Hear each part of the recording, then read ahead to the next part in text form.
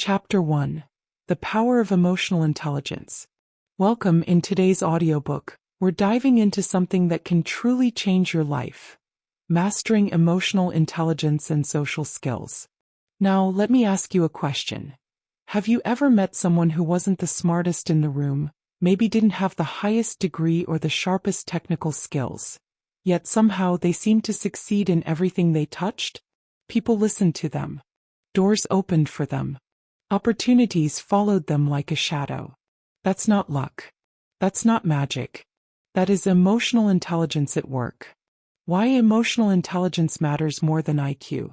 For decades, society told us that IQ, our intelligence quotient, was the ultimate predictor of success. Get good grades, score high on tests, and the world is yours. But then researchers began to notice something unusual. Many people with high IQs struggled in life. They couldn't keep relationships, they clashed with colleagues, and they felt emotionally drained. On the other hand, people with average IQs were thriving, building businesses, leading nations, inspiring communities. What was the difference?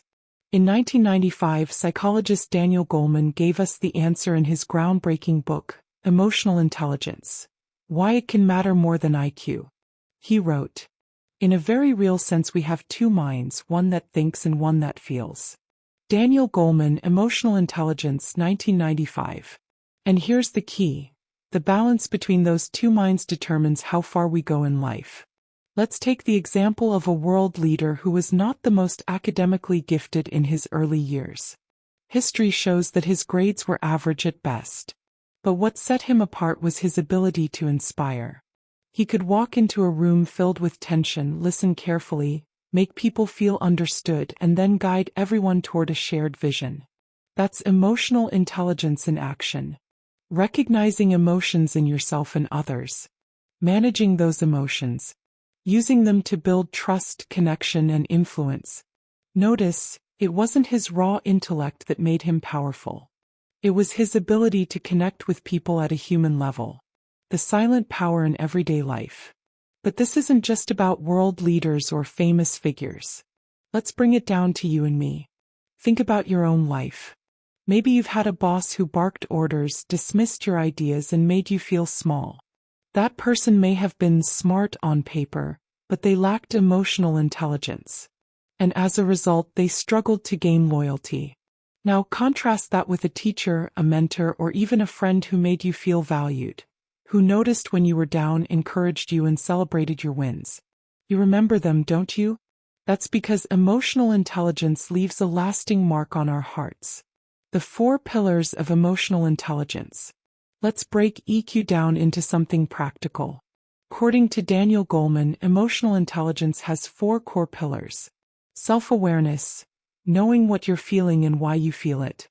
Self-management, controlling impulses, staying calm under stress, and being adaptable. Social awareness, understanding other people's emotions and perspectives. Relationship management, building trust, resolving conflicts, and inspiring others. Notice that none of these require you to be a genius. They require presence, practice, and patience. Why EQ wins in relationships? In relationships, whether personal or professional, people rarely remember your test scores or how quickly you can solve a math problem. They remember how you make them feel. Do you make them feel safe? Do you make them feel understood? Do you make them feel valued? That's where EQ outshines IQ every single time. Research has shown that people with high emotional intelligence are better partners, better friends, and better parents. They can navigate misunderstandings with empathy rather than anger. They can comfort without dismissing. They can celebrate others without envy. Think about it.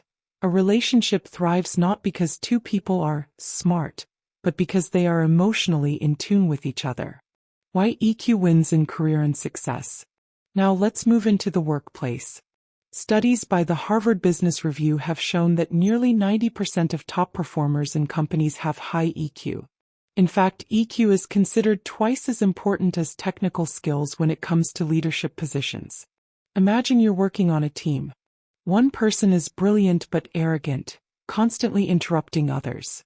Another person may not have the deepest technical knowledge, but they listen, they collaborate, they bring people together. Who would you rather follow? The answer is obvious. Emotional intelligence creates influence, and influence creates leadership.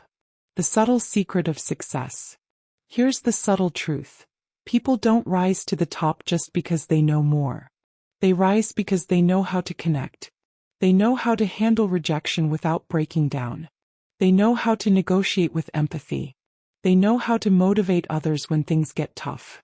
That's why when you build your EQ, you're not just learning how to handle emotions, you're building a foundation for success in every area of your life.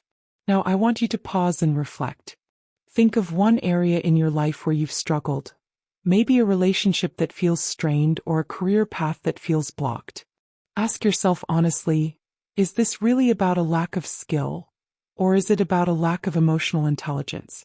If you're brave enough to admit that the challenge is more emotional than intellectual, you've already taken the first step toward growth. Key takeaways. Before we wrap up this chapter, let me give you the big lessons. EQ often matters more than IQ. Your grades or technical skills are important, but your emotional skills decide how far you go. Leaders, friends, and partners we admire most are not the smartest. They are the most emotionally intelligent.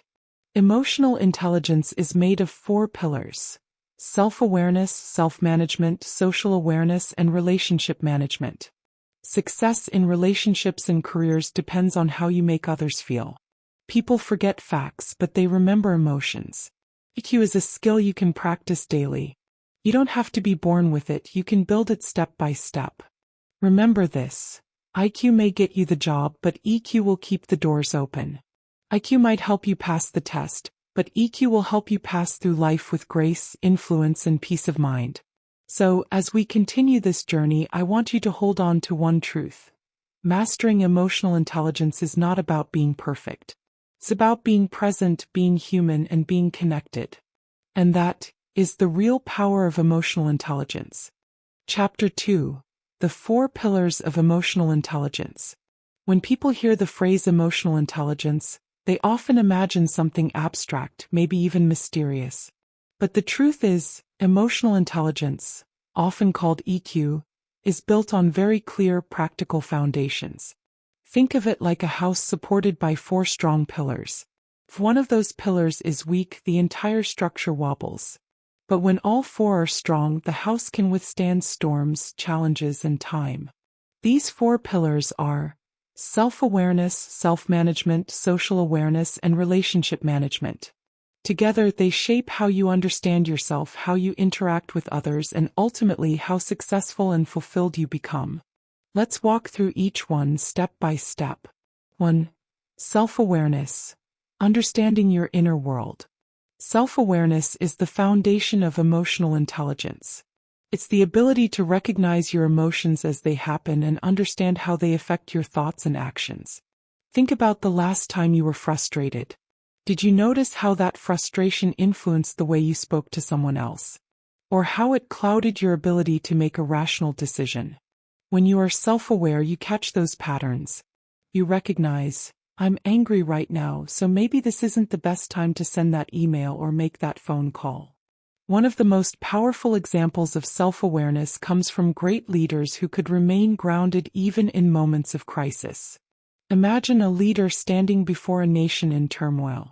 Instead of panicking or speaking recklessly, they pause, breathe, and acknowledge their own fear, without letting that fear take control. That self-awareness allows them to respond with wisdom instead of impulse. As psychologist Daniel Goleman, the author of Emotional Intelligence, Why It Can Matter More Than IQ, once wrote, self-awareness is the ability to recognize a feeling as it happens. Goleman, 1995. When you recognize what's happening inside you, you gain power. You are no longer a prisoner of your emotions. You become their manager. 2. Self-management. Guiding your emotions instead of letting them guide you. If self-awareness is about recognizing emotions, self-management is about handling them. It's the difference between feeling nervous before a presentation and letting that nervousness paralyze you, or using it as fuel to deliver with passion. Self-management is about impulse control, adaptability, and staying calm under pressure. Let's take an example from the world of sports. Imagine a professional athlete standing at the penalty line with millions of eyes watching. Their hearts are racing, their palms are sweating. But instead of giving in to fear, they take a deep breath, block out the noise, and focus only on the ball. That calm focus, that's self-management in action. We've all been in situations where emotions wanted to take the driver's seat. Maybe someone insulted you and your first instinct was to snap back. Or maybe you faced a setback and wanted to give up. Self-management is what allows you to pause, reflect, and choose a better response. It's not about suppressing emotions, it's about channeling them productively. 3. Social awareness. Reading the room. If self-awareness is about knowing yourself, social awareness is about knowing others. It's the ability to read people, to pick up on unspoken signals, to sense when someone is uncomfortable or excited, even if they don't say a word. Think about the last time you walked into a room and instantly felt the mood. Maybe the air was tense after an argument, or maybe the energy was light and joyful. That's social awareness. One famous example is found in Great Negotiators. They don't just listen to what's being said. They notice tone, body language, and hesitation. They sense what the other side truly feels, even if words don't reveal it. That sensitivity allows them to find common ground. Social awareness also means empathy, the ability to step into another person's shoes and understand life from their perspective. For example, consider a teacher who notices that a student isn't struggling because they're lazy but because they're dealing with something heavy at home. By tuning into the deeper truth, the teacher can respond with compassion instead of judgment. 4. Relationship management. Building bridges that last. The fourth pillar brings everything together. Relationship management is about using self-awareness, self-management, and social awareness to build strong, meaningful connections. This doesn't mean avoiding conflict. It means handling conflict constructively. It doesn't mean pleasing everyone. It means building trust and respect. Think of the leaders, mentors, or even friends you admire most. Chances are they made you feel valued, listened to, and supported. They didn't just talk to you, they connected with you. That's relationship management. A good example can be seen in visionary leaders who inspire large groups of people to follow them, not because they demand authority, but because they earn respect through integrity and emotional connection. Relationship management is also about difficult conversations. Imagine telling someone they made a mistake. If you attack them, they shut down. But if you communicate with empathy and honesty, they may grow from the experience. Strong relationships are not built overnight. They are built brick by brick with honesty, empathy, respect, and patience. The 4 pillars are not separate boxes. They are interconnected. Self-awareness helps you manage yourself. Self-management allows you to show up consistently in your relationships. Social awareness helps you understand others. And relationship management allows you to build trust and resolve conflicts. When all 4 pillars are strong, you become the kind of person others trust, respect, and want to be around. Self-awareness. Notice your emotions as they arise. Ask yourself, what am I feeling right now and why? Self-management. Pause before reacting. Channel emotions into constructive action. Social awareness.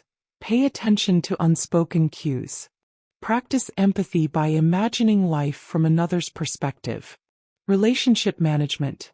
Build trust through honesty, respect, and effective communication. Remember, emotional intelligence isn't about being perfect.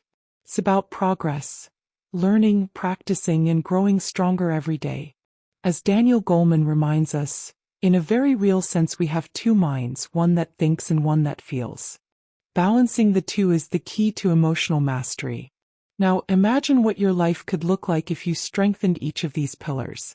Better choices, healthier relationships, a calmer mind, and a reputation as someone who truly understands people. That's the power of mastering emotional intelligence. Chapter 3.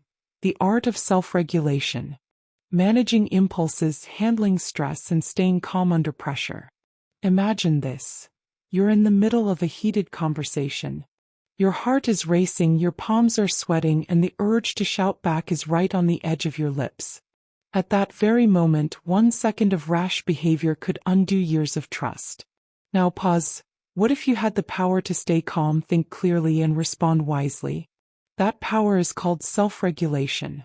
Self-regulation is the ability to manage your emotions, control your impulses, and stay steady under pressure. It doesn't mean suppressing your feelings. It means guiding them so they serve you, not sabotage you. Think of self-regulation as being the captain of your own ship. Storms will come. Waves will crash. But a good captain does not scream at the sea or abandon the wheel. A good captain steadies the ship, adjusts the sails, and finds a way through. That is what we're learning to do with our emotions. Consider a man who is constantly under pressure. Every word they say is dissected. Every decision can change the course of millions of lives. Some leaders crumble in these moments, while others remain calm, thoughtful, and deliberate. What makes the difference? It's not just intelligence, it's emotional discipline. The ones who practice self-regulation can pause, reflect, and make choices that serve the bigger picture. There's a famous story about a military general who was once criticized harshly in public. Instead of firing back in anger, he calmly smiled, thanked his critic, and walked away. Later in private, he addressed the issue with firmness and clarity. By not reacting impulsively, he not only saved his dignity but also earned deeper respect from others. Daniel Goleman, the psychologist who popularized the concept of emotional intelligence, said in his book Emotional Intelligence, "Why it can matter more than IQ.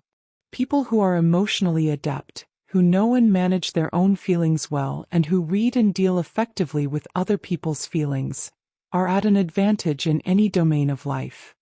Self-regulation is at the core of that advantage. It gives you the power to pause, breathe, and choose a response that aligns with your goals, instead of reacting in ways you'll later regret. Managing impulses. An impulse is that immediate urge you feel before thinking, whether it's snapping at a coworker, sending a harsh text, or overeating when you're stressed. Left unchecked, impulses can damage your relationships, your career, and your health. The pause between impulse and action is where your power lies. If you can pause even for 3 seconds, you give your rational mind time to catch up with your emotions. That pause can save you from saying something cruel, making a poor decision, or escalating a situation unnecessarily. Stress management. Stress is unavoidable. But the way you regulate yourself under stress determines whether you break or grow. Imagine an athlete about to perform in front of thousands. The pressure is enormous. Some athletes choke, others thrive. But the ones who thrive have trained their mind and body to remain calm under pressure. A practical technique is controlled breathing. When you're stressed, your body enters fight or flight mode. Your heart races, your breathing shortens. But if you consciously slow your breath, inhale deeply, exhale slowly, you send a signal to your brain that you are safe. This helps calm your nervous system and restores clarity. Picture a parent at home. The child is screaming, the phone is buzzing, work emails are piling up. The easy reaction is to snap at the child or slam the phone. But a parent who practices self-regulation takes a moment, inhales deeply, and reminds themselves, "I cannot control everything at once, but I can choose my reaction." With that calm, they can address the child gently, set boundaries, and then manage the other tasks in order. That simple act of staying calm turns chaos into order. Self-regulation shines brightest under pressure. Think about people working in emergency rooms, pilots flying planes, or firefighters rescuing others. If they panic, lives are lost. Their training is not just technical, it's emotional. They train themselves to keep calm, follow steps, and trust the process, even when adrenaline is flooding their body. The lesson here is simple. While you may not be a doctor or a pilot, your life has moments that demand the same calmness. Whether it's a job interview, a financial crisis, or a heated argument with a loved one. In those moments, your ability to regulate yourself is what keeps you from crashing. How to start self-regulation. Pause before reacting. Count to 3 before you respond in anger or frustration. This short pause can change everything. Practice controlled breathing. Inhale deeply for 4 seconds, hold for 4, exhale for 4. Repeat this until you feel calmer. Reframe your thoughts. Instead of, "This is impossible," try, "This is challenging, but I can handle it step by step." Use physical anchors. Some people keep a small stone or bracelet to touch whenever they feel stressed. It grounds them in the present moment. Reflect after the storm. After a stressful situation, ask yourself, "What did I learn about myself? How can I handle it better next time?" Here's what I want you to remember. Self-regulation is not about never feeling angry, anxious, or stressed. You are human and emotions are natural. Self-regulation is about what you do with those emotions. It's about staying in control of your ship no matter how strong the waves get. Key takeaways. Self-regulation means choosing response over reaction. The power lies in the pause. Just a few seconds can change your outcome. Stress will always be present, but you can control how your body and mind respond. Practical tools like controlled breathing, reframing thoughts, and pausing help you regain control. True strength is not in suppressing emotions but in mastering them.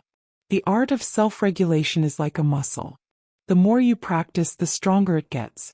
Every time you choose calm over chaos, wisdom over impulse, you are building emotional strength.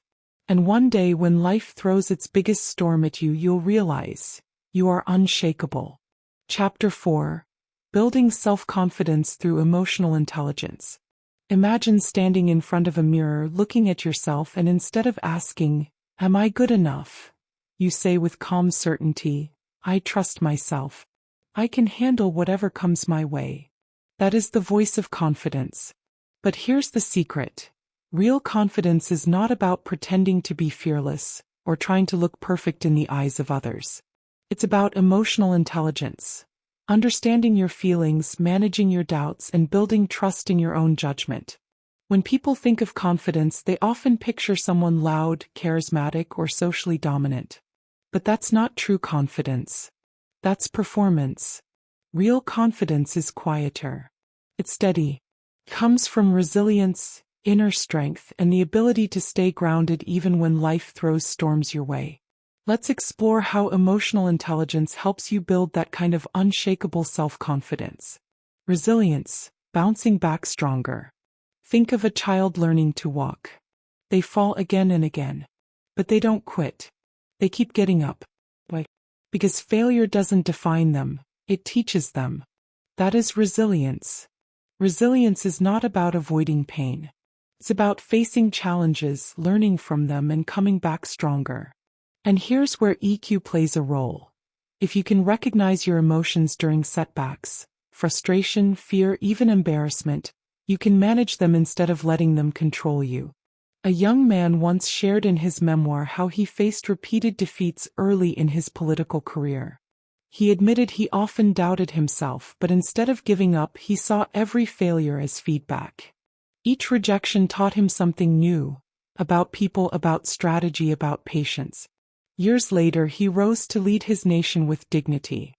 His resilience was not just strategy, it was emotional intelligence in action. Inner strength, the anchor within. Confidence is not about comparing yourself to others. It's about standing firm in who you are. And that requires inner strength. Inner strength comes from aligning your actions with your values. When you know what you stand for, you don't feel lost when others criticize you. There's a powerful quote from Brené Brown's book The Gifts of Imperfection where she writes, "Authenticity is the daily practice of letting go of who we think we're supposed to be and embracing who we are." Brown, 2010. This is inner strength, choosing authenticity over approval. Think about it. How often do you hold back your opinion just to please others? Or stay silent when you want to speak? Emotional intelligence helps you pause and ask, am I acting out of fear or out of my true values? When you act from your values, you build a kind of confidence that no one can take away. Trusting your own judgment. Here's the truth. Confident people don't always get it right. They make mistakes too. The difference is, They trust themselves to learn, adapt, and move forward. Let's say you're in a meeting and an idea comes to your mind. You hesitate. You think, what if it's stupid? What if they laugh? But then someone else says the same idea and everyone praises them. Sound familiar? That's what happens when we don't trust our own judgment. Emotional intelligence helps you build that trust. By understanding your emotions, fear of rejection, fear of failure, you can recognize them for what they are. Just emotions, not reality. Instead of letting them silence you, you can say, I feel nervous, but my perspective is valuable. And then you speak up. One of the most admired innovators in history once said, I have not failed. I've just found 10,000 ways that won't work. His story reminds us that trusting your judgment doesn't mean expecting perfection. It means daring to try, to learn, and to keep moving. How to build confidence with emotional intelligence. Now let's make this practical. Here are simple steps you can start practicing today. Self-awareness journal. At the end of each day, write down one moment when you felt insecure. Then ask yourself, what emotion did I feel? Why did I feel it? This helps you see patterns and understand your triggers. Reframe failure. The next time you fail, instead of saying, I'm not good enough, ask, what can I learn from this? How can I use this as fuel? Practice small acts of courage. Speak up in a meeting. Share your idea. Try something new even if it scares you. Confidence is like a muscle. The more you use it, the stronger it gets. Celebrate small wins. Don't wait for a big achievement. Confidence grows when you recognize your daily progress. Did you keep calm in a tough situation? Did you say no when you usually would have said yes? Celebrate that. Align with your values. Take time to ask, what truly matters to me? When you live by your values, your confidence no longer depends on external approval. Key takeaways. Resilience is confidence in disguise. Every failure is a stepping stone, not a dead end. Inner strength grows from authenticity. Be true to yourself and you won't need constant validation. Trusting your judgment means embracing imperfection. Mistakes don't erase your worth. They prove your courage. Confidence is built daily. Through small acts, reflection, and aligning with your values, you create unshakable trust in yourself. So, if you've ever felt like you weren't enough, remember this. Confidence is not something you wait for. It's something you build. And emotional intelligence is the tool that makes it possible. Every time you manage your emotions, choose authenticity over approval, and trust your own voice, you are laying a brick in the foundation of lifelong confidence. You don't need to be perfect. You just need to keep showing up for yourself. And with emotional intelligence as your guide, your confidence will not only grow, it will inspire everyone around you. Chapter 5. Empathy, the heart of connection. When was the last time you truly felt understood? Think about it. That moment when someone looked at you, listened without interrupting, and seemed to grasp exactly what you were going through. Didn't it feel like a warm light cutting through the fog of loneliness? That right there is the power of empathy. Empathy is more than kindness. It's more than sympathy. Sympathy says, I feel bad for you. Empathy says, I feel with you. It's stepping into another person's shoes, not to judge, not to fix, but to understand. And in a world where everyone is talking but few are listening, empathy is the rare language that connects us all. The science and soul of empathy. Researchers describe empathy as a bridge between emotions. Imagine two islands, your inner world and another person's world. Empathy is the bridge that allows you to cross over, explore, and return with a deeper understanding. Psychologist Daniel Goleman, in his groundbreaking book Emotional Intelligence, emphasizes that empathy is a cornerstone of EQ. He writes, empathy represents the foundation skill for all the social competencies important for work. In other words, whether you're at home, in business, or leading a team, empathy is not just nice to have. It's essential. Let me share a story about Nelson Mandela, one of the most admired leaders of our time. During his presidency, Mandela was known for his remarkable ability to disarm even his fiercest opponents. What was his secret? Instead of holding grudges, Mandela would listen deeply. He sought to understand not just what people were saying but why they were saying it. He once invited one of his prison guards to his inauguration as president. Think about that. Inviting someone who had mistreated you not out of weakness, but out of the strength to understand and forgive. That's empathy in action. Mandela knew that empathy doesn't erase pain, but it transforms relationships. It changes enemies into allies and strangers into partners. Now, you don't have to be a world leader to practice empathy. It shows up in everyday life. When a parent kneels down to comfort a crying child, they're practicing empathy. When a friend cancels plans because they're struggling and instead of being angry you ask, "Are you okay?" That's empathy. When a coworker makes a mistake and instead of shaming them you say, "I've been there before, let's figure this out together." That's empathy. These small moments build trust, deepen relationships, and create a ripple effect. Empathy has the power to soften hard hearts and heal hidden wounds. The 3 levels of empathy. To master empathy, it helps to understand its layers. Cognitive empathy. This is understanding another person's perspective. For example, recognizing that a colleague is stressed because of deadlines. Emotional empathy. This is feeling what the other person feels. You don't just know they're stressed, you feel their tension in your own chest. Compassionate empathy. This is the highest level. It moves you to act. You don't just understand or feel, you do something about it. True empathy doesn't stop at awareness. It inspires compassionate action. Let's imagine you're sitting across from me right now. You've had a long day, maybe you feel unheard, maybe misunderstood. Here's what empathy would look like. I wouldn't jump in to give you advice. I wouldn't rush to tell you, "It's going to be fine."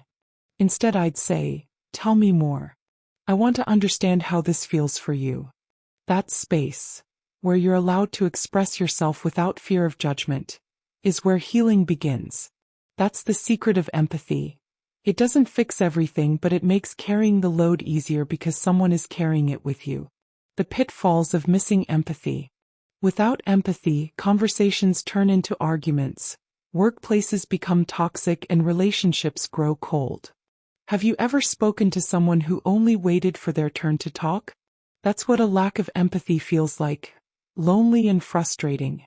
History shows us countless examples where the absence of empathy led to conflict, division, and even war. On the other hand, some of the most respected leaders and peacemakers in the world were those who mastered empathy. Training yourself to be empathetic. The good news is empathy can be developed. Here are 3 practical exercises you can start using today.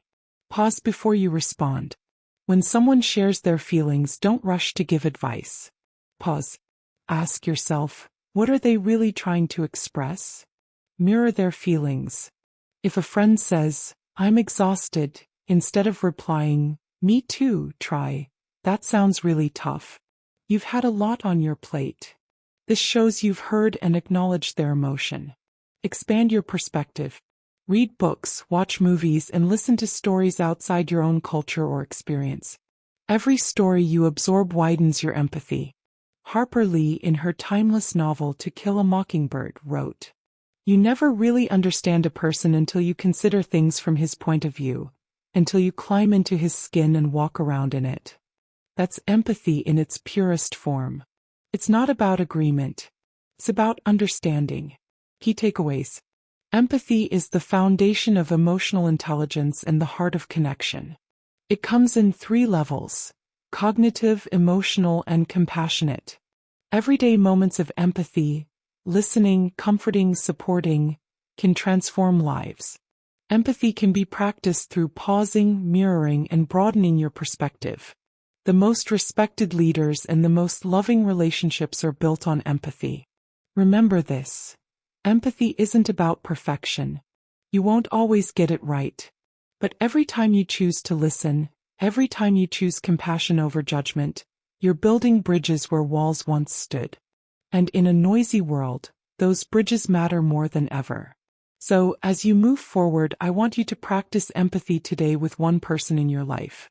Could be a friend, a coworker, a family member, even a stranger. Ask yourself, how can I understand them better right now? That small shift could change everything. If this chapter has given you value, don't forget to subscribe to this channel, like this video, and share it with someone who could master emotional intelligence. Together, we can spread the message of emotional intelligence across the world. And here's my question for you. Drop your answer in the comments. When was the last time someone showed you real empathy, and how did it make you feel? Chapter 6. The Language of Emotions. Close your eyes for a moment and imagine this.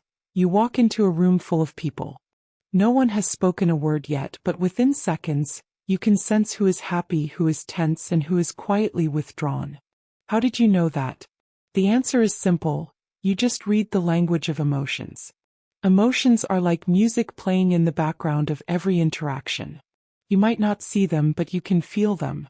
And just like music, emotions have rhythms, tones, and expressions that we pick up through both verbal and nonverbal cues. Mastering this language is one of the most powerful tools you can ever develop, because it will allow you to connect with people on a deeper level, build trust faster, and communicate in ways that words alone cannot achieve. Verbal cues. The words beneath the words. We often think communication is about what people say. But in truth, communication is mostly about how they say it. For instance, if someone tells you, "I'm fine," but their tone is flat and their words feel heavy, you instinctively know they are not fine at all.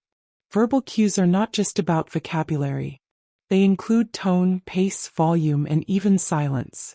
A leader giving a speech can use uplifting words, but if their voice lacks energy, the message falls flat.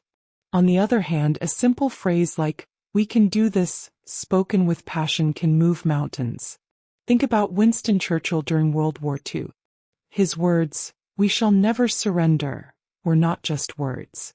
They carried emotion, conviction, and courage. People didn't just hear his message, they felt it. That's the power of verbal emotion. It transforms language into something that stirs the human spirit. Nonverbal cues, the silent speakers. Now let's talk about nonverbal cues. These are the unspoken messages: body language, eye contact, posture, gestures, and facial expressions. Psychologists say that up to 70% of communication is nonverbal. That means people believe more in what they see than what they hear. Think about this. Have you ever had someone say, "I'm listening," while constantly checking their phone?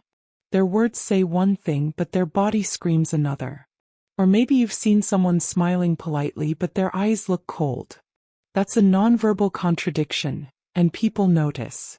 A great example of powerful nonverbal communication comes from Nelson Mandela. He often used warm smiles, open gestures, and eye contact to put people at ease, even in tense political negotiations. His ability to communicate respect and dignity without words built bridges where others only saw walls. The hidden layer. Microexpressions. Beyond body language, there are microexpressions, those tiny flashes of real emotion that appear on someone's face for just a fraction of a second before they hide it. For example, someone might smile at you, but for half a second, you notice their eyebrows tighten in frustration. That hidden layer often tells you the truth more than the smile. Learning to notice microexpressions doesn't mean you're trying to catch people lying. It simply means you're tuning in to what they're really feeling, even when they can't put it into words. Why emotional language builds trust. Here's the secret. People trust those who understand them. When you are able to notice the small emotional cues, you send a powerful message. I see you. I hear you. I value you. And that's all most people truly want. A business professional once shared how their negotiations always improved when they paid attention to nonverbal cues. If the client leaned forward, they knew interest was growing. If the client leaned back with crossed arms, they slowed down and reassured. Deals were not closed by logic alone, but by emotional awareness. As Daniel Goleman, the author of Emotional Intelligence, 1995, put it, if your emotional abilities aren't in hand, if you don't have self-awareness, if you are not able to manage your distressing emotions, If you can't have empathy and have effective relationships, then no matter how smart you are not going to get very far. This shows us that mastering emotional language isn't just a soft skill. It's the very foundation of human success. How master the language of emotions? Let's make this practical. Here are some strategies you can use to strengthen both verbal and nonverbal emotional communication. Listen to tone, not just words. Notice if someone's voice rises, drops, or hesitates. It often reveals more than what they say. Match your body language to your words. If you're encouraging someone, smile genuinely, maintain gentle eye contact, and keep your posture open. Use silence wisely. Sometimes the most powerful way to show empathy is not to rush in with words, but to pause and allow space for feelings. Practice empathy in action. Reflect back what you sense. It sounds like you're frustrated, or, I can see this makes you happy. This validates emotions. Observe microexpressions. Don't overanalyze, but learn to notice those quick flashes of real emotion. They can guide your response. Be intentional with your voice. Lower your tone when you want to calm a room. Raise your energy when you want to inspire. Key takeaways. Emotions are a universal language that speak louder than words. Verbal cues like tone and pace carry emotional weight far beyond vocabulary. Nonverbal cues, facial expressions, body language, eye contact, communicate honesty and trust. Microexpressions often reveal the truth beneath the surface. Mastering this language makes people feel seen, heard, and valued. Remember this. People may forget what you said, but they will never forget how you made them feel. When you learn to speak the language of emotions, you're no longer just talking, you're connecting. And connection is the foundation of influence, trust, and love. If you want to become truly unforgettable in your relationships, career, and daily life, commit to practicing emotional language every single day. If this chapter helped you see communication in a new light, don't keep it to yourself. Hit the subscribe button, give this audiobook a like, and share it with someone who wants to build stronger emotional connections. Together, let's create a world where people feel truly understood. Chapter 7. Mastering Active Listening. Have you ever been in a conversation where you felt invisible, like the person you were talking to was physically there but mentally somewhere else? Maybe they were checking their phone, nodding half-heartedly, or already planning their response before you even finished your sentence. How did that make you feel? Probably dismissed, unimportant, maybe even frustrated. Now let's flip the script. Imagine a time when someone gave you their full attention. They looked you in the eye, nodded, asked clarifying questions, and repeated some of your words back to you. How did that feel? Likely empowering, comforting, and deeply validating. That is the power of active listening, a skill that is rare but life-changing. Active listening isn't just about hearing words. It's about listening with your eyes, your mind, and your heart. It's the art of being fully present, of giving someone the gift of your undivided attention. And in today's noisy world where distractions are everywhere, this gift has become priceless. Why active listening matters. Research in human psychology shows that one of our deepest needs is the need to be heard and understood. Dr. Stephen R. Covey, in his famous book The 7 Habits of Highly Effective People, put it perfectly. Most people do not listen with the intent to understand, they listen with the intent to reply. Think about that for a moment. How often are we guilty of preparing our response while the other person is still talking? Instead of listening to understand, we're just waiting for our turn. But active listening flips that habit upside down. When you actively listen, you show respect and care. Reduce misunderstandings. Build stronger trust and deeper relationships.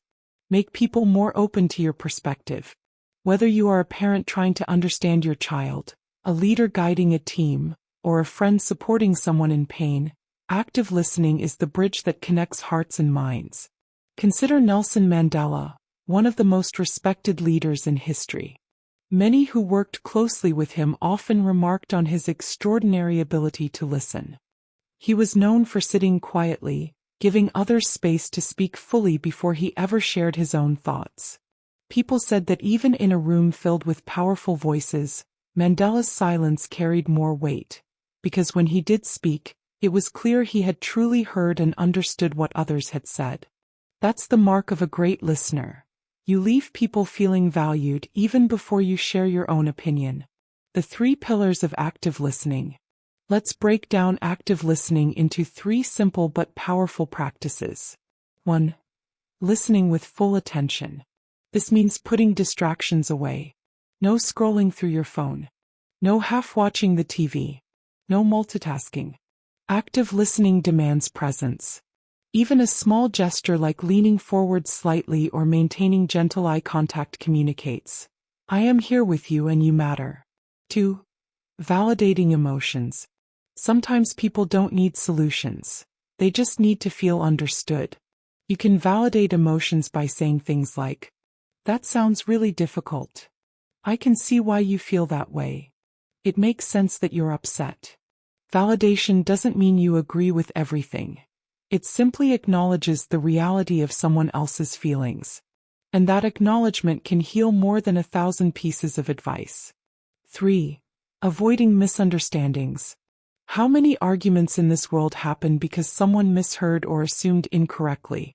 A powerful way to avoid misunderstandings is to reflect back what you heard. For example, "So what you're saying is, let me make sure I understand." This small step ensures clarity and shows the other person that you are genuinely trying to understand their perspective. Imagine 2 friends. One is going through a breakup. The other listens but interrupts every few seconds with, "You'll be fine, don't worry about it. You'll find someone else." The intention may be good, but the effect? The hurting friend feels minimized, like their pain isn't being acknowledged. Now imagine the second friend instead saying, "That must be really painful. I can only imagine how hard this feels right now. Do you want to talk more about it?" Which friend do you think is remembered as supportive and trustworthy? The second one. Because active listening isn't about fixing. It's about being there. Practicing active listening. Like any skill, mastering active listening requires practice. Here are some practical steps you can start using today. Pause before responding. Train yourself to wait 2 to 3 seconds after someone finishes before speaking. It slows down assumptions and creates space for clarity. Listen for feelings, not just words. Notice tone, body language, and pauses. Often the real message is in the emotion behind the words. Ask open-ended questions. Instead of, "Did that make you angry?" try, "How did that make you feel?"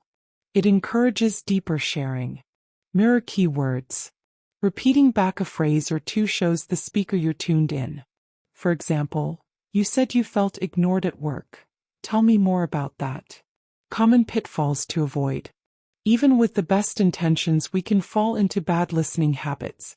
Watch out for these traps. Interrupting with your own story or solution. Pretending to listen while mentally drifting away. Judging before the person has finished. Over-advising instead of simply empathizing. Remember, silence is not empty. It's full of understanding when used intentionally. Key takeaways. Active listening is about presence, not perfection. Validate emotions before offering advice. People want to feel understood first. Reflect back for clarity. This prevents misunderstandings. Practice patience. Sometimes the best response is simply, "I hear you."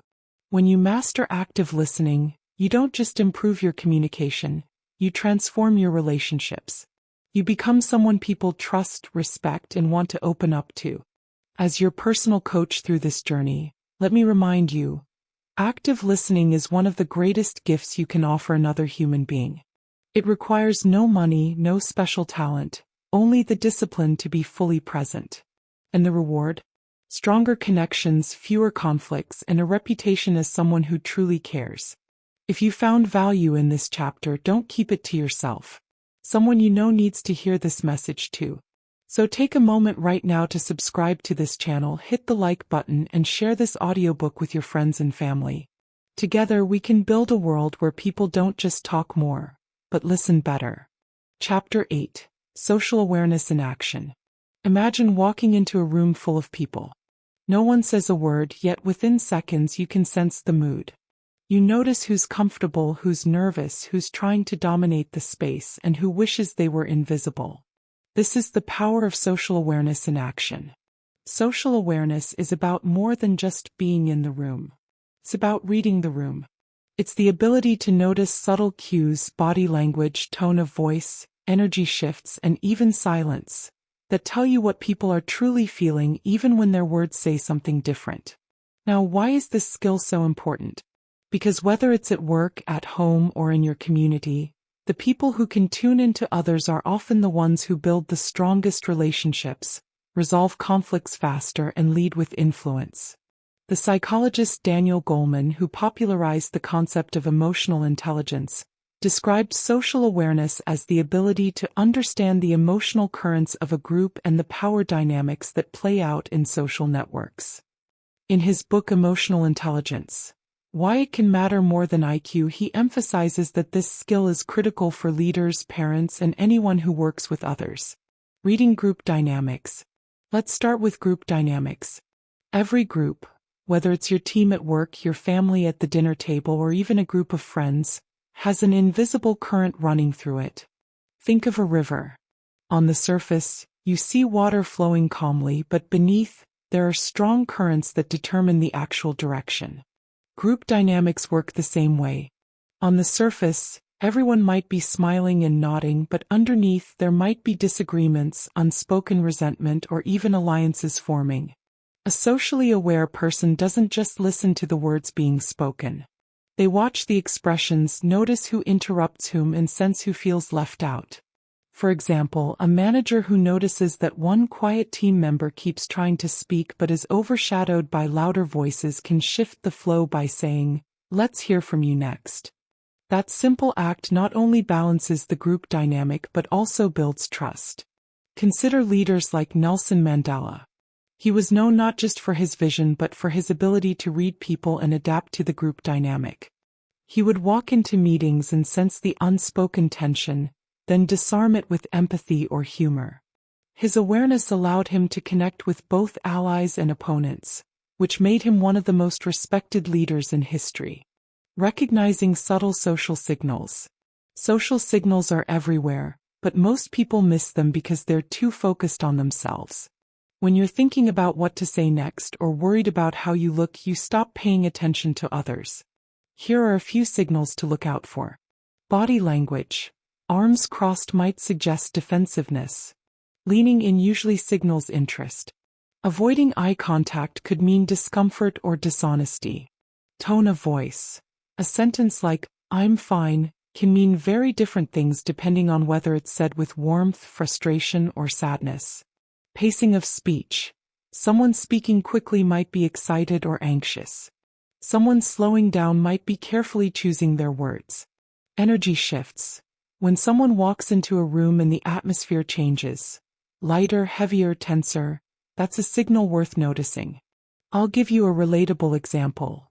Imagine you're in a meeting and your colleague says, "That sounds like a good idea," but their tone is flat, their smile is forced, and they immediately glance down at their notes.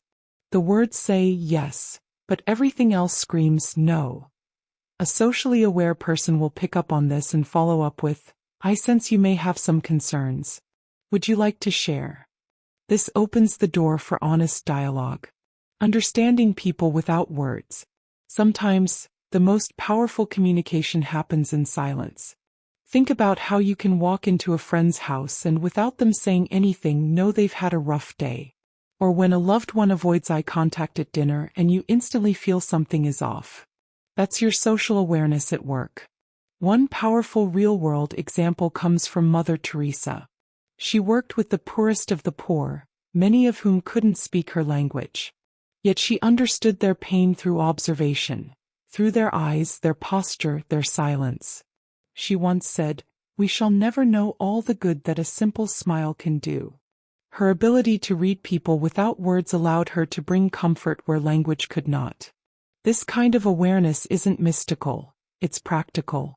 You simply train yourself to slow down, observe, and feel. How to develop social awareness in daily life. Practice the pause.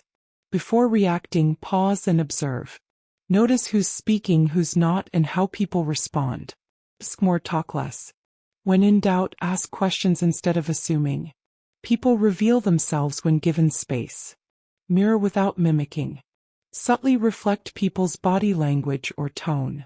This creates a sense of connection and trust. Observe group energy. Next time you're at a gathering, ask yourself, who holds influence here? Who is being overlooked? What emotions are dominating the space? Read between the lines. Remember that people often say what they think you want to hear. Social awareness means listening for what they're not saying. Key takeaways. Social awareness is the ability to read the emotional currents in a group. Words are only part of the message. Tone, body language, and energy often say more. History's greatest leaders mastered the art of observing subtle signals and adapting. You can strengthen social awareness by practicing patience, curiosity, and empathy. The more aware you are of others, the more influence and connection you build. Think of social awareness as your hidden superpower. The moment you start tuning into the silent messages in a room, your relationships will change. People will feel understood around you, even when you haven't said much. And when people feel understood, they trust you, they listen to you, and they want to follow you. So here's your challenge.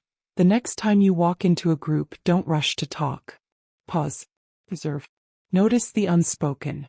And watch how the entire atmosphere shifts in your favor.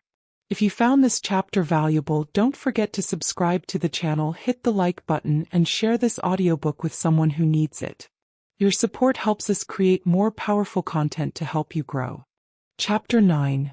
Authentic Communication Skills. When was the last time you had a conversation that felt so real, so honest, so warm that you walked away feeling uplifted? Maybe it was with a mentor, a close friend, or even a stranger who listened with genuine interest. That feeling is what authentic communication is all about. At its core, authentic communication means speaking with clarity, honesty, and warmth. It is not about sounding perfect, polished, or intellectual. Instead, it's about being real. When we speak from a place of truth, people can feel it. They may not remember every word we said, but they will remember how we made them feel. The philosopher Maya Angelou once put it beautifully, "I've learned that people will forget what you said, people will forget what you did, but people will never forget how you made them feel." That is the very essence of authentic communication. Why authenticity matters. In today's world, where we are constantly bombarded with filtered images, curated social media posts, and scripted speeches, authenticity is rare. And that's why it's so powerful. When you speak authentically, people lean in. They want to listen. They want to trust you. Think of leaders who have inspired millions. Nelson Mandela, for example, wasn't admired because of fancy words or complicated speeches. He spoke simply from the heart and with a vision that was clear. His authenticity drew people to him because he wasn't trying to impress, he was trying to connect. Authentic communication cuts through noise, pretension, and performance. It builds bonds of trust, whether in business, in relationships, or in friendships. Speaking with clarity. The first pillar of authentic communication is clarity. Clarity means knowing what you want to say and delivering it in a way that people can easily understand. Many of us fall into the trap of over-explaining, using big words, or dancing around the point because we fear being too direct. But real communication is not about confusing people. It's about helping them grasp your message without effort. A simple rule. If you can't explain something in plain language, you don't understand it well enough. Take a look at how some of the best teachers in the world explain complex topics. They strip away unnecessary jargon and use metaphors, stories, and simple examples. That's clarity. It makes people feel smart, not overwhelmed. So when you communicate, ask yourself, am I being clear? Or am I hiding my message behind too many words? Speaking with honesty. The second pillar is honesty. Honesty doesn't mean being brutally blunt or saying whatever comes to your mind without thinking. That can harm relationships. Authentic honesty is about being truthful while being kind. It means respecting yourself enough to say what you mean, and respecting others enough to deliver it with care. One of the most powerful examples of honest communication came from Abraham Lincoln. In his letters and speeches, he was known for his directness, but also for his fairness. Even when addressing opponents, he was firm but respectful. That's the balance. Honesty with integrity. Honest communication builds trust. People may not always like what you say, but they will respect you for being consistent and sincere. Speaking with warmth. The third pillar is warmth. Warmth is the emotional tone of your words. You can say the same sentence two different ways and it will land completely differently depending on the warmth in your voice, your facial expression, and your body language. Warmth comes from genuine care. When you truly want the other person to feel valued and respected, it shows. There's a book by Dale Carnegie, How to Win Friends and Influence People, that has been a global bestseller for decades. In it, he wrote, "You can make more friends in 2 months by becoming interested in other people than you can in 2 years by trying to get other people interested in you." This principle reflects the power of warmth. When you genuinely care about others, it shines through your communication. Warmth doesn't mean being overly sweet or fake. People can sense inauthentic kindness from a mile away. Warmth is simply empathy in action. Listening attentively, smiling genuinely, and responding in a way that makes people feel seen. Authentic communication in everyday life. Now let's bring it down to daily life. Imagine you're in a workplace setting. A colleague makes a mistake that affects your project. You have two choices. You can explode in frustration, or you can approach them with clarity, honesty, and warmth. For example, you might say, "I noticed this detail was missed in the report and it impacted our timeline. I know mistakes happen, but let's figure out how to fix it together so we don't run into the same issue again." That statement is clear about the issue, honest about the impact, and warm in offering collaboration instead of blame. Another example. In personal relationships, when someone you love hurts you, instead of shutting down or lashing out, you can communicate authentically by saying, "When you said that, it made me feel unappreciated. I care about our relationship, so I want us to talk about it." That's vulnerability, and vulnerability is one of the strongest signs of authentic communication. Barriers to authentic communication. Of course, authentic communication isn't always easy. There are barriers. Fear of judgment. Fear of rejection. Lack of self-awareness. Past experiences of being misunderstood. But the truth is, the more you practice authenticity, the easier it becomes. And here's the secret. The right people will respect you for it. The wrong people may not. But then, maybe those aren't the connections you need to hold on to anyway. Key takeaways. Clarity. Speak simply, avoid unnecessary jargon, and ensure your message is understood. Honesty. Be truthful but deliver truth with kindness and integrity. Warmth. Let empathy guide your tone, body language, and words. Practice vulnerability. Don't be afraid to express real emotions. It deepens connections. Consistency builds trust. Authentic communication is not a one-time event. It's a daily practice. Authentic communication is not about being perfect. It's about being real. When you communicate with clarity, honesty, and warmth, you become the kind of person people trust, respect, and want to listen to. And here's the beautiful truth. The more you practice it, the more natural it becomes. So ask yourself, what conversation do I need to have today where I can practice authentic communication? Start small. Maybe it's a heartfelt thank you to someone who helped you. Maybe it's being honest with a colleague. Maybe it's sharing your real feelings with a loved one. Every small step counts. If you found value in this chapter on authentic communication skills, don't keep it to yourself. Hit that subscribe button, give this audiobook a like, and share it with someone who needs to hear it. Your support helps us keep creating content that empowers and inspires people around the world. Remember, communication can change lives, starting with yours. Chapter 10. Emotional Intelligence in Conflict. Conflict is one of those things we can't escape in life. Whether it's at work, in our families, with friends, or even strangers, disagreements will always arise. The real test is not in avoiding conflict but in how we handle it. Emotional intelligence is the bridge that allows us to step away from heated emotions and find common ground without burning relationships. Think about the last time you had a disagreement. Did your heart race? Did your voice get louder? Did you feel the urge to win instead of understand? That's human. But here's the secret. Conflicts don't destroy relationships. The way we handle them does.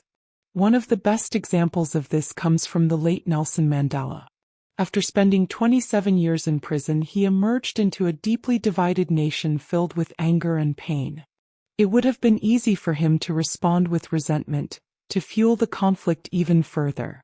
Instead, Mandela used emotional intelligence. He listened, he empathized, and he chose reconciliation over revenge.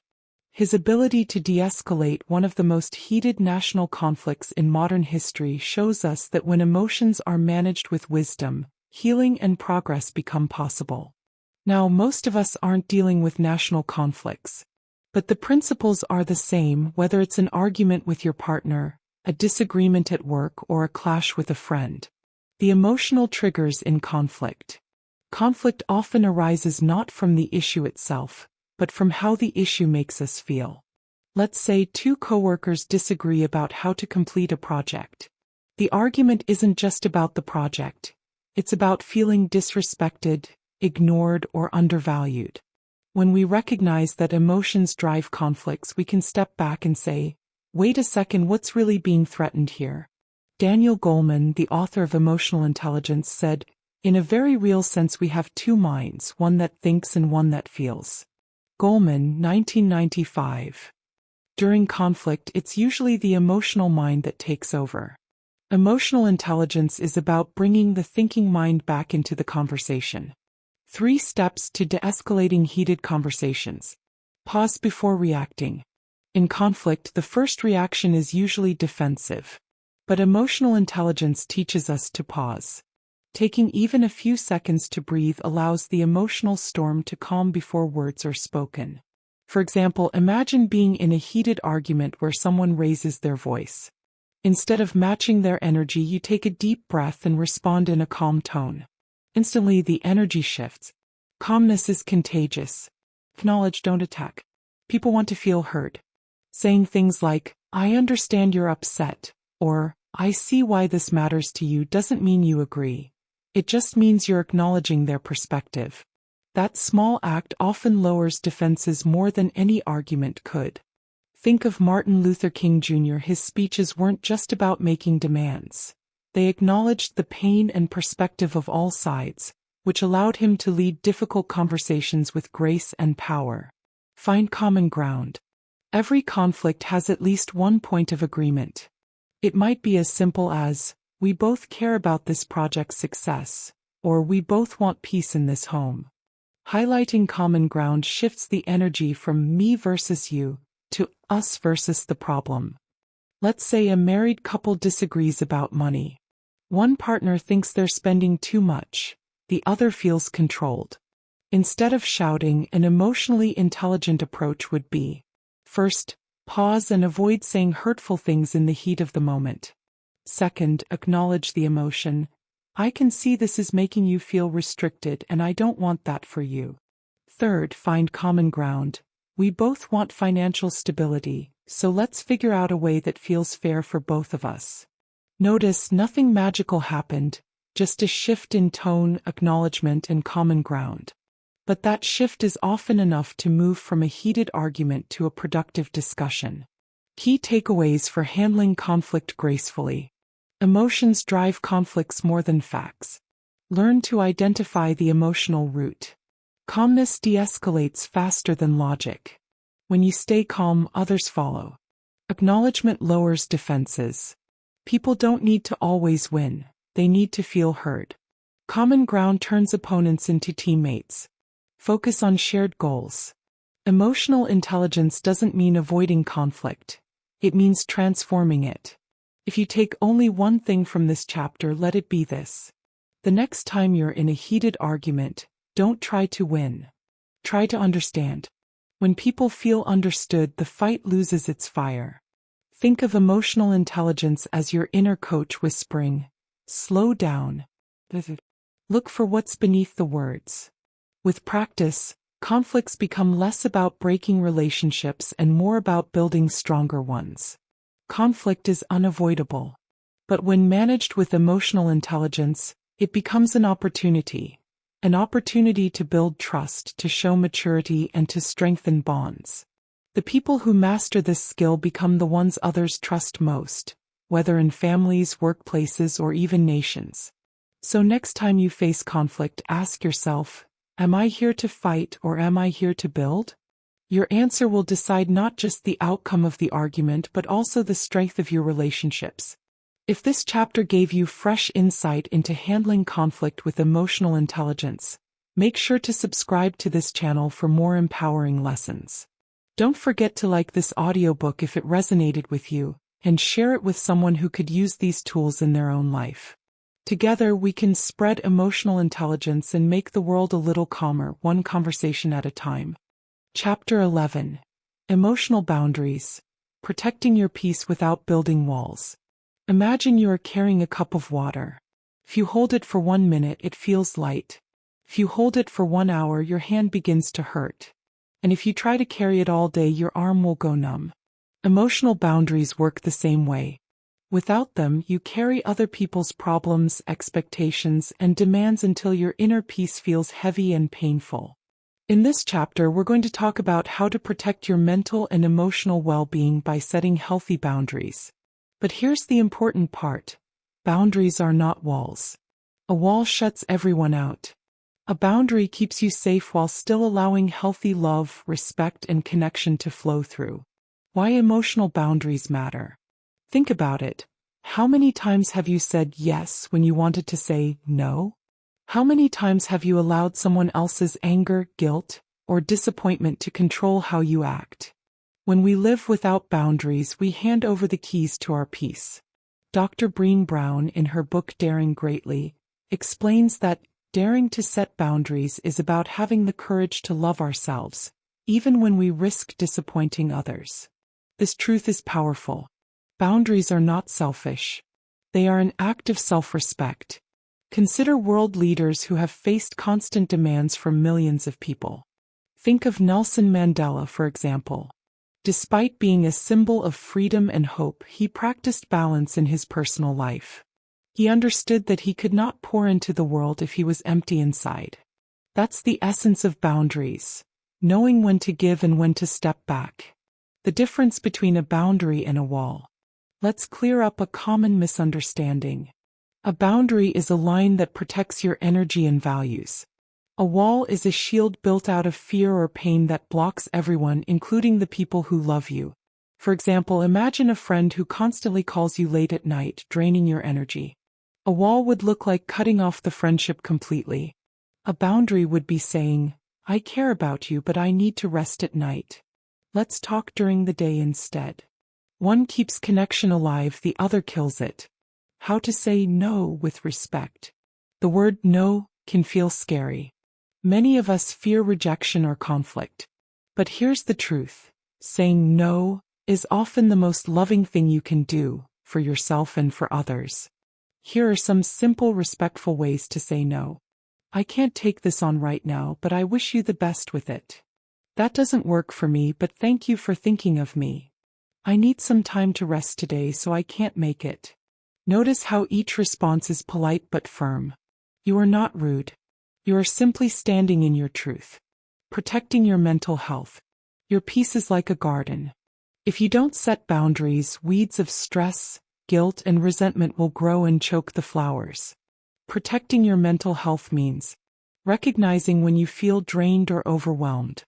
Limiting time with people who constantly bring negativity. Saying yes to rest, joy, and solitude without guilt. A famous example is Oprah Winfrey, who has openly talked about her journey with boundaries. At one point in her career, she said yes to too many things. Every request, every project, every favor. Eventually, she realized that her well-being was at risk. Learning to say no gave her the strength to say yes to the things that truly mattered. Keeping relationships healthy. Here's the secret. Healthy relationships thrive on boundaries. Why? Because boundaries build trust. When you communicate your limits clearly, others know where they stand with you. Think of it like a dance. If you keep stepping on each other's toes, the dance becomes painful. Boundaries are like the rhythm of the music, giving each person space to move while still staying connected.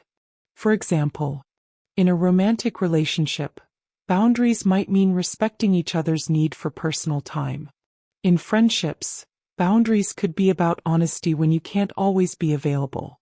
In family life, boundaries might mean refusing to take on guilt for choices that aren't yours. When practiced well, boundaries don't push people away. They make relationships more honest and sustainable. How to build boundaries without walls.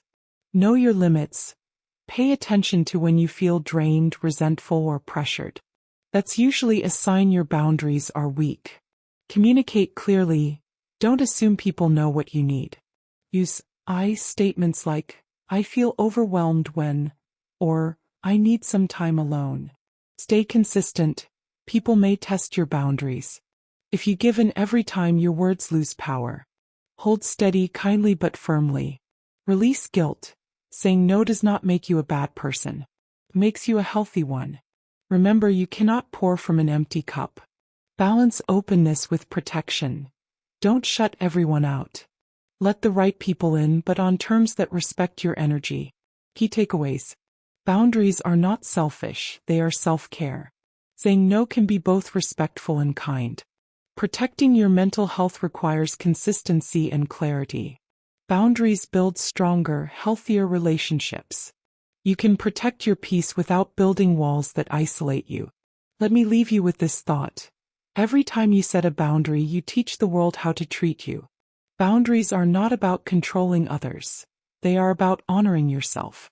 So, the next time you feel guilty for saying no, remind yourself, I am not shutting people out. I am making space for love, respect, and peace to grow. And with that, you take one more step toward mastering emotional intelligence. If you found this chapter helpful, don't forget to subscribe to this channel, like this video, and share it with someone who needs to hear this today. Together, we can create a world where emotional intelligence is not just understood but lived. Chapter 12. Emotional Intelligence in Relationships. Strengthening family ties, deepening friendships, and creating lasting romantic bonds. Have you ever wondered why some people seem to have relationships that thrive, while others struggle no matter how much effort they put in? It's not always about money, social status, or even how much love is declared. The secret often lies in emotional intelligence, the ability to understand, manage, and respond to emotions in ways that strengthen human connection. Think about it for a moment. A relationship, whether with family, friends, or a romantic partner, is built on feelings. Feelings of trust, respect, safety, and love. But here's the truth. Feelings are fragile. They can be nurtured and deepened, or they can be ignored and slowly destroyed. That's why emotional intelligence is the glue that holds relationships together. Let's break this down into 3 parts: family ties, friendships, and romantic bonds. 1. Strengthening family ties. Family is where emotional intelligence is tested the most, because these are the people we cannot easily walk away from. They see us at our best and, unfortunately, at our worst. Imagine a household where misunderstandings often turn into shouting matches. Now picture the same household where someone decides to pause, take a deep breath, and instead of yelling back says calmly, I understand you're upset. Let's talk when we're both calm. That's emotional intelligence in action. It doesn't mean avoiding conflict. It means managing emotions to prevent unnecessary damage.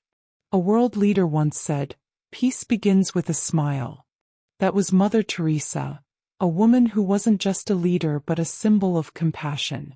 What she meant was simple. Even in family relationships, the smallest gesture of emotional awareness, like a smile, a kind word, or choosing patience, can dissolve tension. When we learn to regulate our reactions, empathize with our family members, and communicate openly, we build stronger family bonds. Parents who listen without judgment raise children who feel safe. Siblings who respect each other's differences create lifelong allies. And spouses or partners who use emotional intelligence resolve challenges instead of letting them fester. 2. Deepening friendships. Friendship is one of life's greatest treasures. But have you noticed that some friendships fade away with time, while others last a lifetime? The difference often comes down to emotional intelligence. A good friend doesn't just hear your words, they sense your emotions. They notice when your smile doesn't reach your eyes, or when your silence speaks louder than your voice. That's empathy. Let me give you a simple example. Imagine two friends. One always talks about their problems, rarely asking about the other. Over time, the friendship feels one-sided and resentment builds. But if both friends show emotional intelligence, listening actively, validating each other's feelings, and celebrating wins without jealousy, the bond becomes unbreakable. The American author Stephen R. Covey, in his book The 7 Habits of Highly Effective People, wrote, "Seek first to understand, then to be understood." This principle applies beautifully to friendships. When you take time to truly understand your friends, their fears, their dreams, and their struggles, you create a bond that isn't easily broken. Emotional intelligence in friendship is about balance. Giving as much as you take, listening as much as you speak, and supporting as much as you are supported. 3. Creating lasting romantic bonds. Now let's talk about romantic relationships. One of the deepest human connections. Love can be beautiful, but without emotional intelligence, it can also be fragile. Passion might bring two people together, but only empathy, communication, and self-awareness can keep them together. Think of couples who argue over small issues, money, household chores, or even text replies. The issue isn't the issue. The real problem is the lack of emotional awareness. One partner may feel unheard while the other feels unappreciated. Without empathy and open communication, frustration grows. But emotionally intelligent couples pause to ask, "What's really going on here?" They understand that beneath the anger there may be hurt. Beneath the silence there may be fear. Emotional intelligence allows them to dig deeper, respond with kindness, and find solutions instead of pointing fingers. A powerful example comes from Barack Obama, who once said about his marriage, "The most important thing you can do for your partner is to listen to them, really listen without your agenda in the way." That's emotional intelligence in practice. Listening not to reply but to understand. Romantic relationships thrive when both partners can regulate their emotions, show empathy, communicate openly, and build trust over time. It's not about avoiding conflict. It's about handling it with respect. How to apply this in your life? Let's get practical for a moment.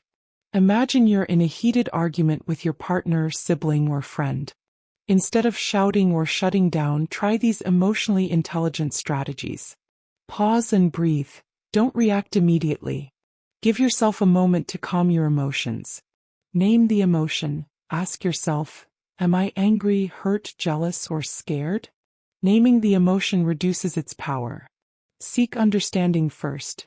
Ask the other person, "Help me understand what you're feeling right now." Respond with empathy. Even if you disagree, acknowledge their emotions. "I can see why you feel that way." Communicate clearly and kindly. Express your needs without blame. "I feel upset when," instead of "you always." These steps may sound simple, but they can transform how you connect with the people you care about. Key takeaways. Emotional intelligence strengthens family bonds by replacing reaction with empathy. Friendships thrive when we seek to understand before seeking to be understood. Romantic love lasts when built on empathy, communication, and respect. Small daily acts, listening, validating, and pausing before reacting, build lasting connections. If this chapter helped you see relationships in a new light, imagine what mastering all areas of emotional intelligence could do for your life. Make sure to subscribe to this channel, hit the like button, and share this audiobook with someone you care about. Together, we can spread emotional wisdom and create stronger connections across the world. Chapter 13. The Power of Emotional Detachment. Knowing when to hold on and when to let go.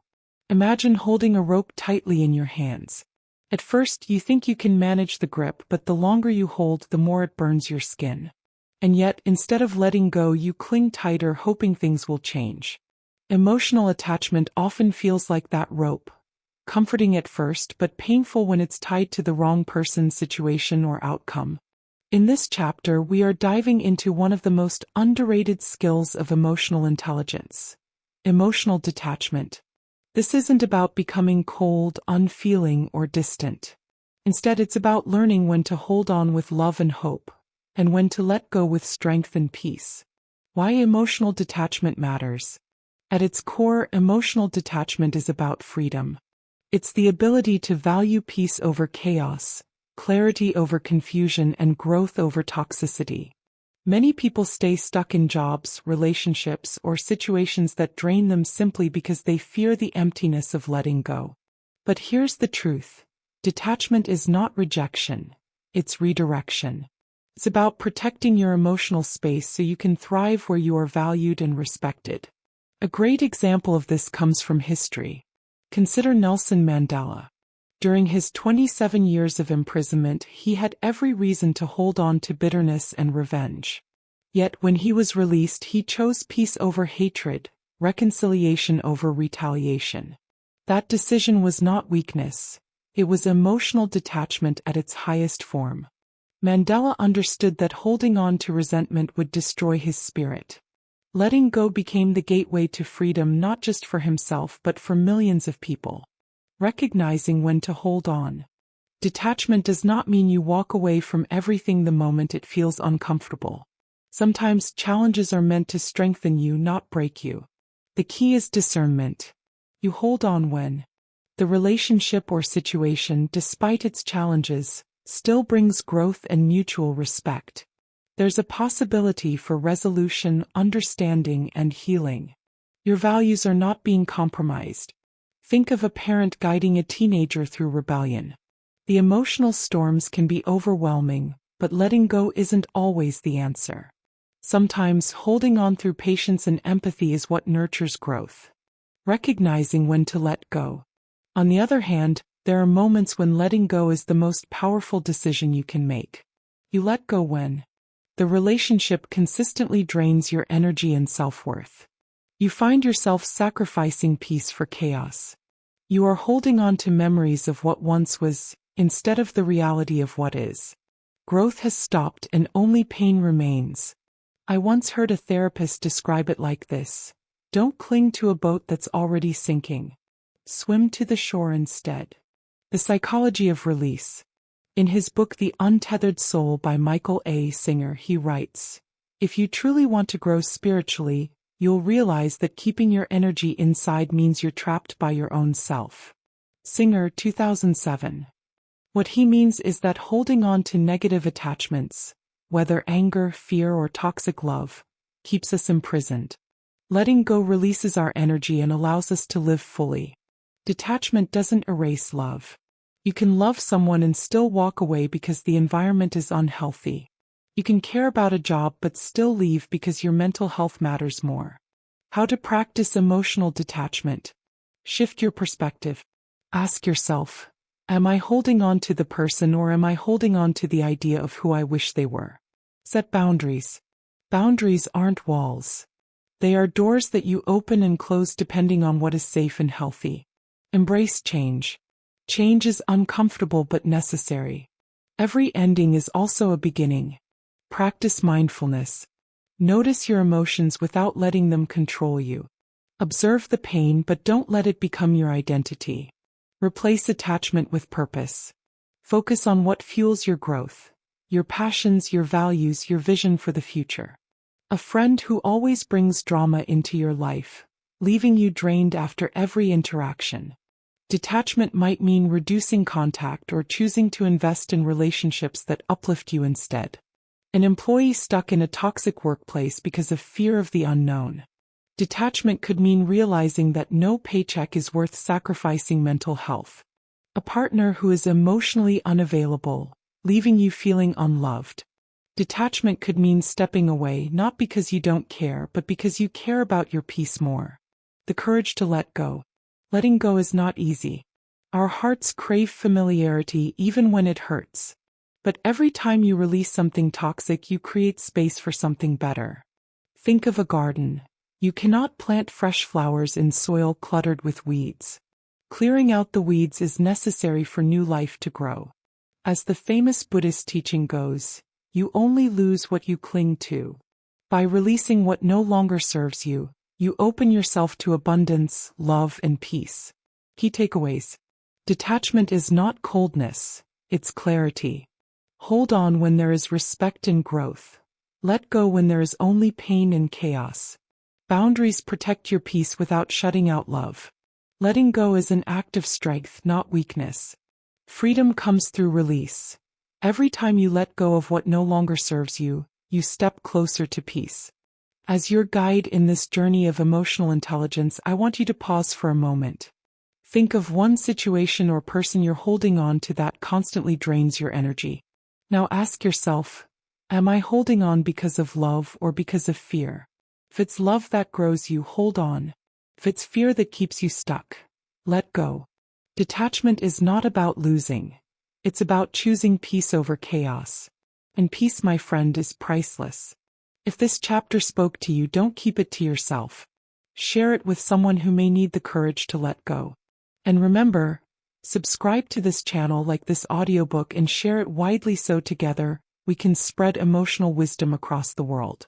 Because mastering emotional intelligence begins with one choice: choosing peace every single time. Chapter 14. How to deal with emotionally immature people without losing your mind.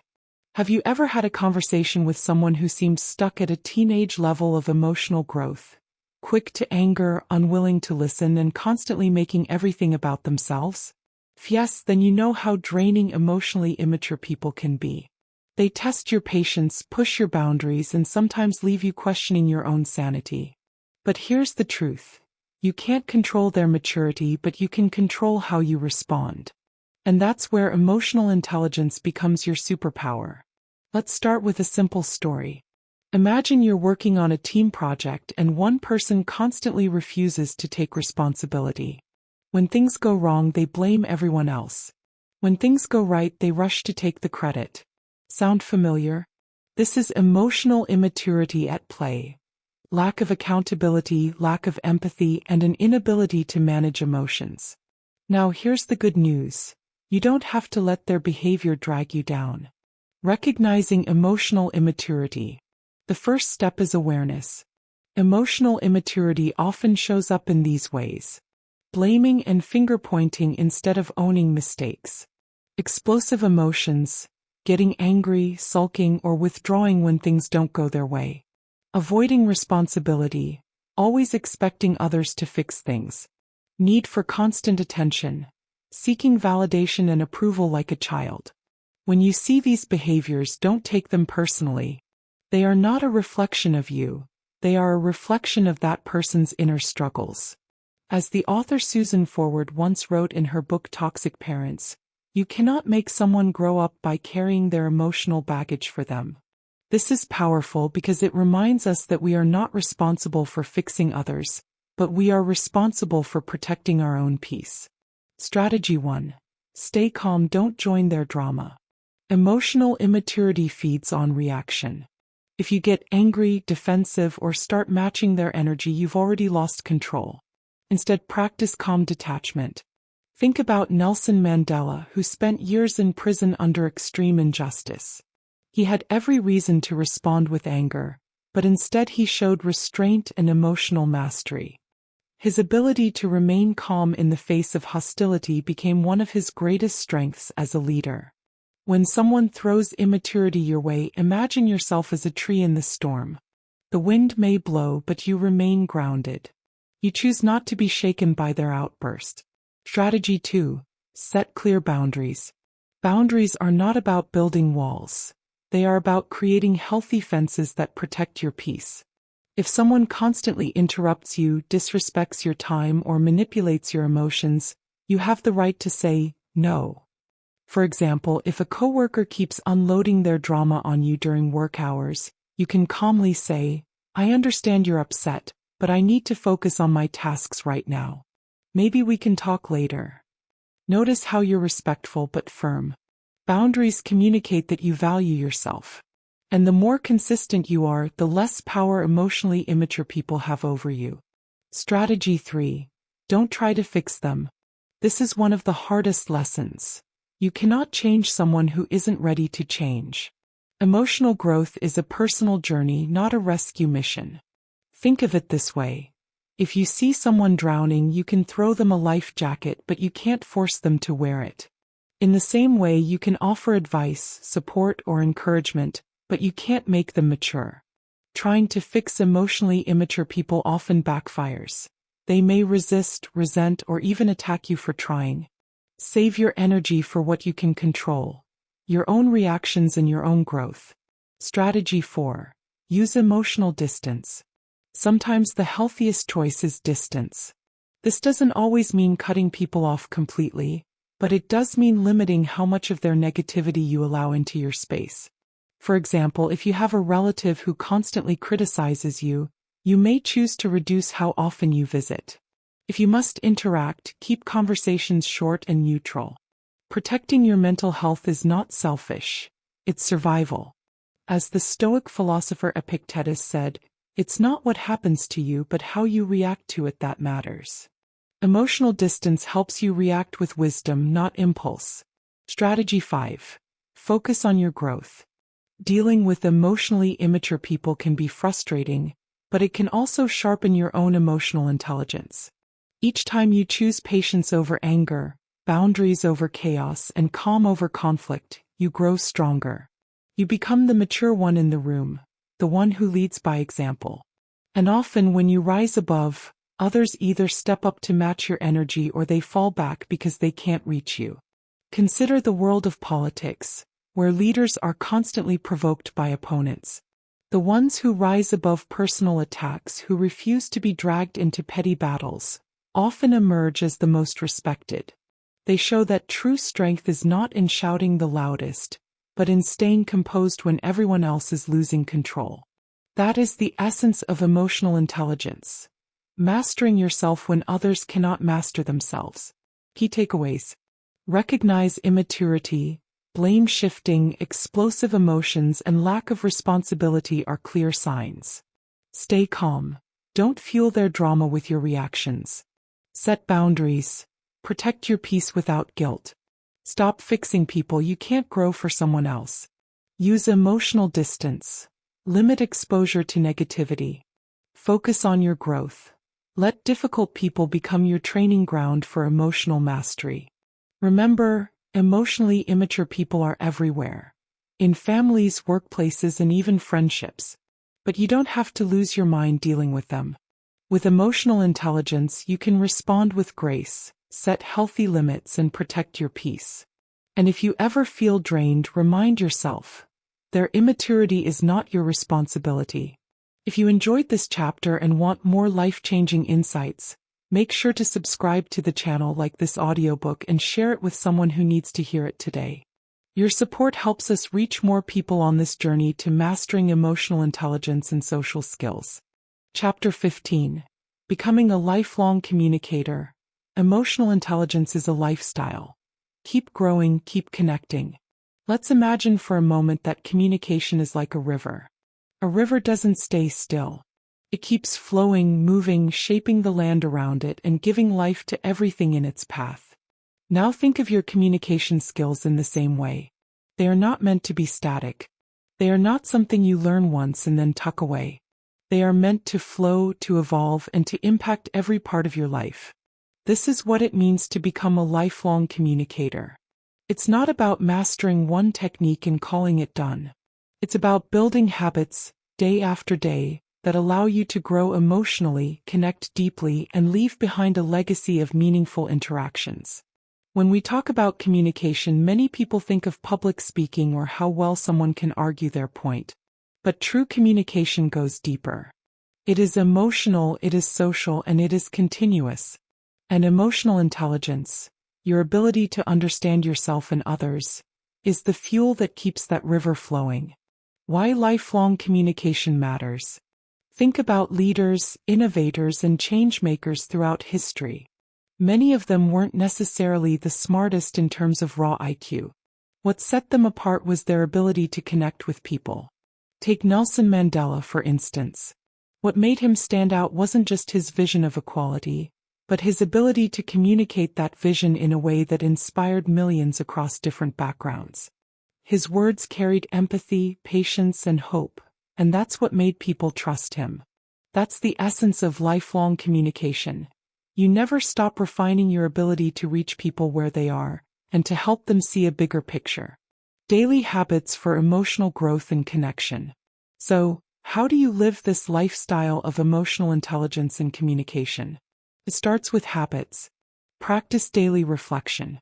Every night ask yourself, did I truly listen today? Did I connect with people, or did I just pass through conversations? Reflection builds self-awareness, which is the foundation of emotional intelligence. Read and learn continuously. Communication is about having something valuable to share. Reading widely, books, articles, even biographies, expands your perspective. As Stephen Covey wrote in The 7 Habits of Highly Effective People, seek first to understand, then to be understood. Covey, 1989. Lifelong communicators live by this principle. Practice presence. In conversations, put your phone aside, maintain eye contact, and listen not just to the words but to the emotions behind them. Presence builds trust more than fancy words ever could. Seek feedback. Ask close friends, colleagues, or mentors, do you feel heard when we talk? Do I communicate clearly? Feedback may sting sometimes, but it's the sharpening stone that keeps your skills strong. Teach what you learn. When you share your knowledge, whether with a child, a friend, or an audience, you reinforce it in yourself. Great communicators aren't just good at talking. They are good at teaching and inspiring. Continuous learning. Adapting to change. The world keeps changing. Technology shifts, cultures mix, and new generations bring new ways of expressing themselves. If you want to remain relevant, you must adapt. Think of how communication has changed over the past 2 decades. From handwritten letters to emails, from long phone calls to instant messages, from face-to-face meetings to video calls. The tools change, but the need for emotional intelligence, empathy, listening, clarity remains the same. For example, many organizations today prioritize emotional intelligence over technical skills when hiring leaders. Why? Because machines can do the technical work, but only humans can inspire, negotiate, and connect on a personal level. This means your ability to keep learning, adapting, and refining your communication style is not just a soft skill. It's a survival skill. Leaving a legacy of connection. Here's the truth. People may forget your achievements, your job titles, or the awards you win. But they will never forget how you made them feel. That's the legacy of a communicator. Maya Angelou once said, "I've learned that people will forget what you said, people will forget what you did, but people will never forget how you made them feel." Being a lifelong communicator means choosing every day to create positive emotional imprints in the lives of others. When you listen deeply, when you speak with kindness, when you choose empathy over ego, you are leaving behind a trail of human connection that outlives you. Now let me ask you, when was the last time you had a conversation where you felt truly connected? Not just small talk, but a moment where you and the other person were fully present, where you felt seen and heard. That's the kind of moment you want to create more of. Imagine if your children, your colleagues, your friends, all described you as someone who makes me feel understood. That's a powerful reputation. That's a legacy worth leaving. And remember, this is not about perfection. You won't always get it right. Some conversations will be messy, some people will be difficult, and sometimes you will fail to listen. But lifelong communicators don't give up. They learn, they adjust, and they keep showing up with humility and curiosity. Key takeaways. Communication is a lifestyle. Like a river, it must keep flowing and growing. Daily habits matter.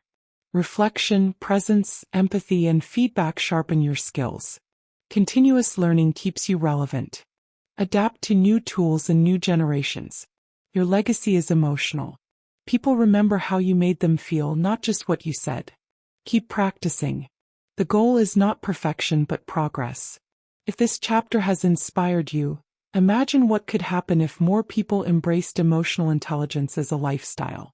We could build stronger families, healthier workplaces, and kinder communities. So here's my challenge for you. Starting today, choose one habit, just one, that helps you grow as a communicator. Practice it daily and watch how it transforms your relationships. And if you found value in this audiobook, don't keep it to yourself. Subscribe to the channel, hit the like button, and share this with someone who needs it. Together, we can create a world where communication is not just about words, but about true connection. You've just completed How to Master Emotional Intelligence and Social Skills. Remember, emotional intelligence isn't something you achieve once and then set aside. It's a journey, a lifestyle. It's about growing every single day, becoming more self-aware, regulating your emotions, practicing empathy, and connecting with others in ways that leave a lasting impact. From understanding your inner world to mastering active listening, from building stronger relationships to protecting your peace with boundaries, you now hold the tools to transform the way you communicate with yourself and with the world around you. The great thing about this journey is that it never truly ends. Every conversation, every interaction, every challenge is an opportunity to apply what you've learned. So don't wait for the perfect moment to start. Begin today. Start small. Practice one skill at a time and let it grow. As you do, you'll notice the difference, not just in how people respond to you, but in how you feel about yourself. You'll build stronger bonds, handle conflicts with wisdom, and most importantly, leave behind a legacy of connection that will outlive words. If this audiobook has inspired you, I invite you to take the next step. Subscribe to this channel, like this video, and share it with someone who could benefit from mastering emotional intelligence. Together, we can create a world where communication isn't just about talking, but about truly connecting. Thank you for spending this time with me. Keep growing. Keep connecting. And remember, your words, your presence, and your emotional intelligence have the power to change lives.